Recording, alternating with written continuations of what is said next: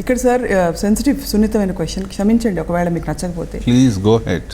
ఇక్కడ అంటే ఇలాంటి సందర్భాలు వచ్చినప్పుడు మరి పొలిటికల్గా డిఫరెంట్ ఒపీనియన్, డిఫరెంట్ స్టాండ్ తీసుకున్న పవన్ కళ్యాణ్ గారు కలుస్తూ ఉంటారా? కలిసే అవకాశం వస్తుందా మీరు మాట్లాడుకోవడానికి? ఓపెన్ అసలు దానికి ఆ క్వశ్చనే ఉత్పన్నం కాదు. మేమందరం ఒకటి. నాకు రామ్ చరణ్తో పవన్ కళ్యాణ్ అంతే, ఇద్దరు రెండు కళ్ళు. నా బ్రదర్, నా బిడ్డ, మొదటి బిడ్డ లాంటి వాడు. అండ్ మేము కలవకపోవటం, మీట్ అవ్వకపోవటం అనే ప్రశ్నే ఉత్పన్నం కాదు. And we are together. And media తన సరదా కోసము, వాళ్ళ ఆట విడుపు కోసంగా వాళ్ళకి ఇలా అయితే ఎలా ఉంటుంది అన్న వాళ్ళ ఊహల్లో నుంచి ఏదో ఒక పికప్ చేసి దాని నుంచి క్రియేట్ చేసి స్టోరీసే తప్ప వీఆర్ వన్.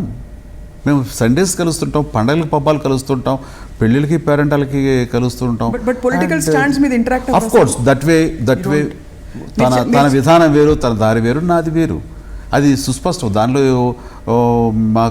మేము ఆలోచనలు ఏమిటి అన్నది ఈ రోజున బహిర్గతం, బాహ్యంగా అందరికీ తెలిసింది. అది ఆ రకంగా మాత్రం మేము కలుసుకున్నప్పుడు ఆ రకంగా మాట్లాడటం అనేది జరగదు, ఉండదు.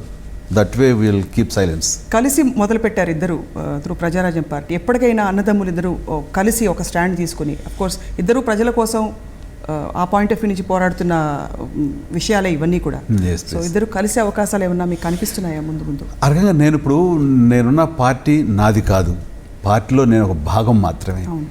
ఈ రోజున నా ఇష్టాలకి ఇక్కడ తావు లేదు. అండ్ తన ఫ్యూచర్లో తను నేనున్న పార్టీలో అనే దాని మీద ఎలా ఉంటుందని మనం ఊహించుకోవచ్చు. ఐ డోంట్ థింక్ పొలిటికల్గా తను కాంప్రమైజ్ అవుతాడని కానీ, లేకపోతే నేను మరొక ఆలోచనతోటి చేయి కలుపుతామని అయితే యాజ్ ఆఫ్ నౌ అయితే నేను it doesn't seem possible. But అన్నదమ్ములుగా of course it continues. Of course ఆ బంధాన్ని ఎవరు కాదంటారు, ఆ రక్త సంబంధాన్ని ఎవరు కాదంటారు.